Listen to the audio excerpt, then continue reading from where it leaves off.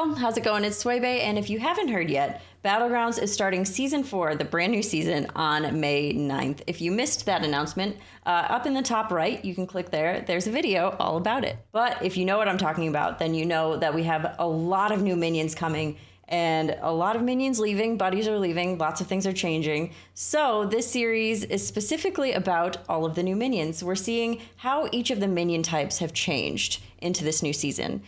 So every day at noon Eastern, you're going to get a new minion type. And today we are starting with neutrals. Let's go.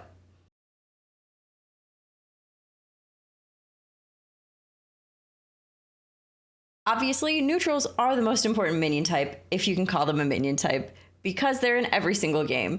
So the neutrals are going to heavily impact the meta in general.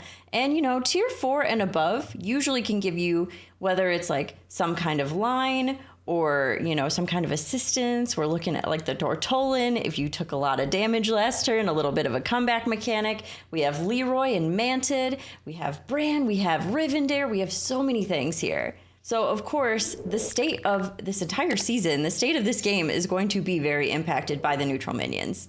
That being said, let's talk about what's leaving before we start talking about the new things. Just a quick little note here. I did just comb through the library, compare the infographic that we got in the patch notes with the minions in the library. So there may be some gaps here. If I missed anything, please feel free to let me know in the comments.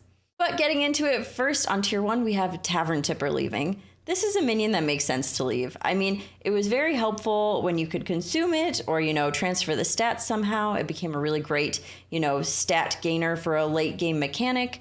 But now it's just kind of a minion that will scale and potentially stop you from losing some battles. But also you don't necessarily, I mean, we don't necessarily need to talk about curves yet because this whole meta shift is going to definitely impact the different curves that we play. But staying on tier 1 doesn't seem so optimal, outside of meme conditionals, of course. Next, on tier 2, we have a Poetic Pen Pal. This is an obvious one. We have no more buddies. We don't need to reduce the cost of our buddy.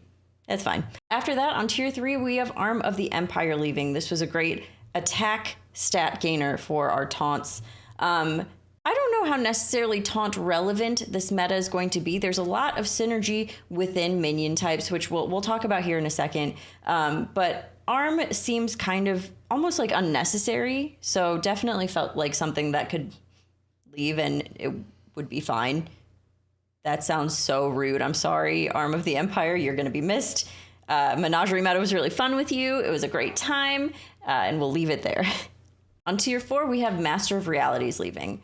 That's a pretty interesting one to leave. It comboed really well with Magmalock, who is staying. So that's interesting. But I think the revamp on Elementals definitely made... I feel like Master of Realities probably would not have gone so well in any other situation. So it made a lot of sense. We also had Impatient Doomsayer leaving. This one makes a whole lot of sense to me because we don't have as much of that kind of token summoning ability in demons. It's a lot more doing damage, sacrificing your health, which sounds like something I would like, but it's demons, so we'll see. But yeah, for Doomsayer, just not enough, I think, to really get the value of having minions die. The Avenge mechanic just doesn't seem very great here. Next on tier 5, Friend of a Friend. This was one we were all expecting. It could have even been announced in a patch note. I can't remember, but definitely makes a lot of sense. We have 2 more minions that have left us, one of them being Seafood Slinger. This one also honestly makes a whole lot of sense. Seafood Slinger was a really nice tool, but I don't know about y'all, I mostly used it to discover things more than I ever used it for. Every now and then I played like a nice Murloc game and got some Seafood Slinger value there, but mostly on Ball of Minions and just to reroll a triple. So it wasn't really very useful. And the way that Murloc have changed so much, I feel like this is a change that makes a lot of sense. And last but not least, leaving us is Theotar. Oh, Theotar, our team master. I'm sad to see Theotar go. I had a lot of really fun games with Theotar, and you know, just it felt like a really nice discover on 6. It felt like no matter what you were playing at the moment, it was pretty rare that you couldn't find a line for Theotar and make it work and do pretty well with it. So sad to see Theotar go. I hope we see Theotar come back. I was already a fan of like a 3-minion menagerie situation. I used to call it a Branagerie. I still call it a Branagerie because you'd have your Bran and then you'd play your Mug or your Jug and you'd have other additional minions that are valuable.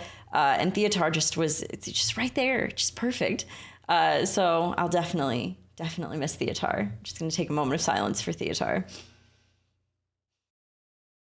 Okay. Also, I forgot a minion that's leaving. Speaking of Seafood Slinger with a ball of minions, the ball of minions is leaving, which is so sad. I really, really enjoyed it. It was fun to throw some stats on it, and especially if you could like Greta it and then put a bunch of spellcraft on it and sell it and get all those stats. It was great. Great comeback mechanic. I am sad to see it go, but it does feel good to... It feels like that is a very good strategy, and it feels good to try new things. And that's a great way to talk about our new minions, because we are starting with our all-typed minion, similar to Ball. We have our Mistake on tier 1. This Mistake, the card art kills me, and it's called Mistake. I love it. But it's your all-typed minion. It's a 1/3 on tier 1. I think it'll be fun. It's interesting. It's not as valuable just based on the way that the minion types have been reconfigured. Like Toxfin, you can't give it poison or venomous. You can't give it that, except for maybe by accident with one of the minions that gives another minion venomous. You can magnetize things to it. It can fit in most every comp, just it's not fantastic. I think it definitely has a place in this game, and it's a great tool to use. I'm curious to see how valuable it actually is, because in my opinion, I think it's just not going to be very, very valuable. I think it'll be appropriately valuable for what it can offer. On tier 4, we have our Upbeat Duo. This is a battle cry where you choose a minion, and then we have an end of every 2 turns. This gives you a plain copy. This is fun that it's on tier 4. Immediately, I thought of like a firework comp. I think that would be a really fun little tier 4 situation of having a duo and fireworks fanatic and just kind of doing one of those tier 4 buff comps. I'm definitely going to be trying that on day 1.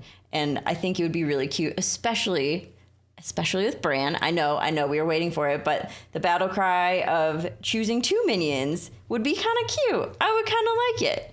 On tier 5, we have our Drakari Enchanter. This is the one I'm most excited about. This is your end of turn triggers twice. So it's similar to, our Lucifron from our Ragnaros buddy. It's similar to Ghastly Mask from Quest meta, but now we have a minion. The fact that it's a minion means it does need to be on the board. However, this seems like a lot of fun, especially with all of our new upbeat minions. We have our new Voon, our new hero, who has an end of turn effect as a passive hero power. I think that this is going to be a really, really cute little minion that I would enjoy to play. I'm excited to try some end of turn things. And last but not least, we have our tier 6 Boogie Monster. This is a very interesting minion to me. After you play a tier 1 minion, you progress to the next tier and you give your minions +1/+2. So it's like another board buff situation here. So we just talked about Boogie Monster. We talked about Upbeat Duo. We also talked about Fireworks with Upbeat Duo. But I think I just want to really briefly talk about the nature of board buffs. So we have Menagerie, and I was looking at the minions that would play into a Menagerie build. It definitely still exist. Menagerie still seems to be a thing. But overall board buffs are being very supported here, just specifically between Fireworks, Upbeat Duo, and Boogie Monster. I think that there's like a whole Menagerie board buff situation you can have just based on those 3 minions.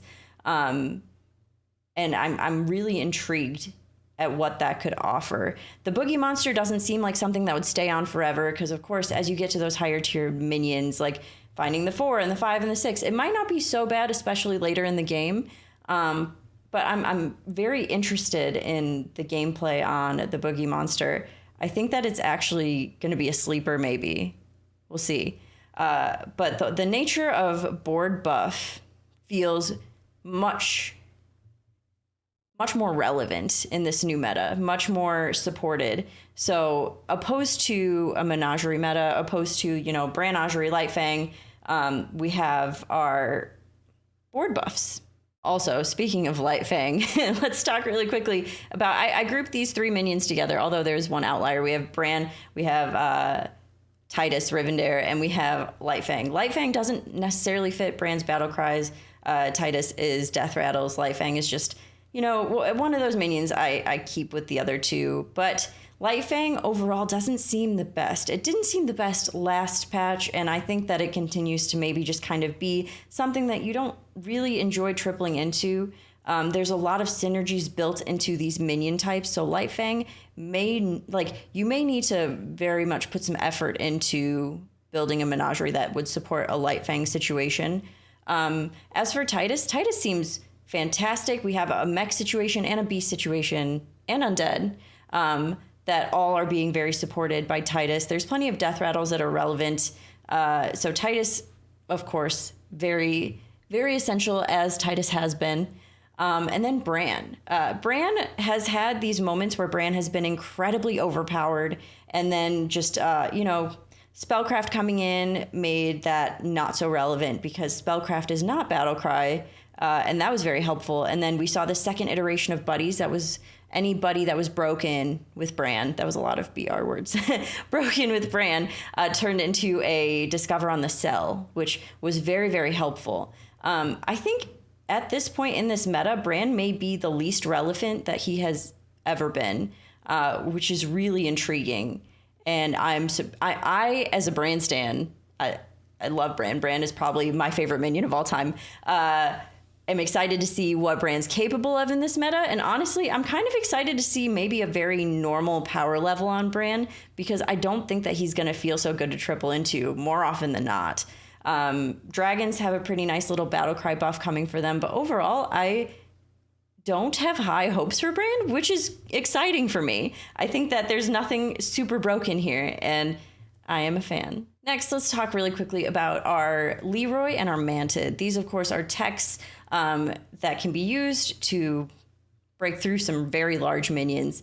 And Mantid just became basically like a Leroy that stays on your board.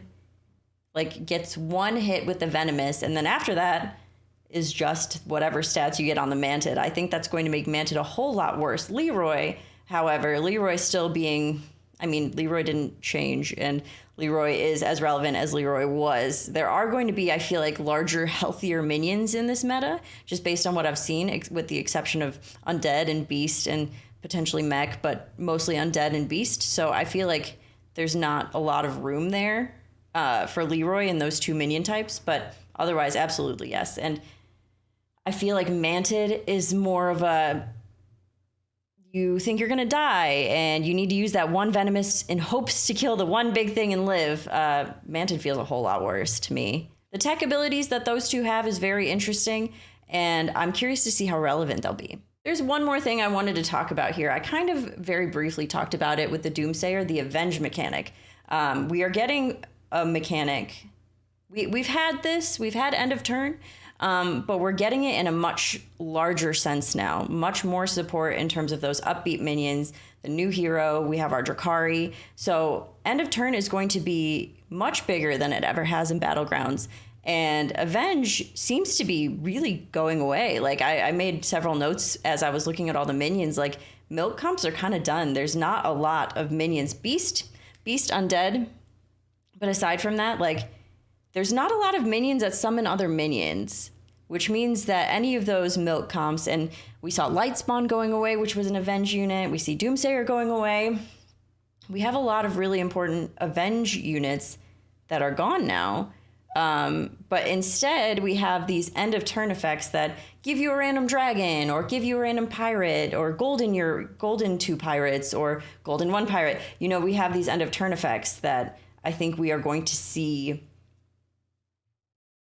really excel, and we're moving away from an Avenge mechanic and into an end of turn. Not quite the same, but feels pretty similar. So this was day 1 of our in-depth analysis on neutral minions for day 1. Let me know what you think. Let me know if you agree, disagree with anything I said here. And tomorrow at noon, we will be moving on to our next minion type.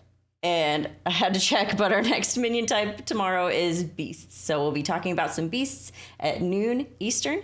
And later on today at 5 o'clock, we are going to start our 5 days of top 5. So check that out as well. Thank you so much for watching. Bye, everyone.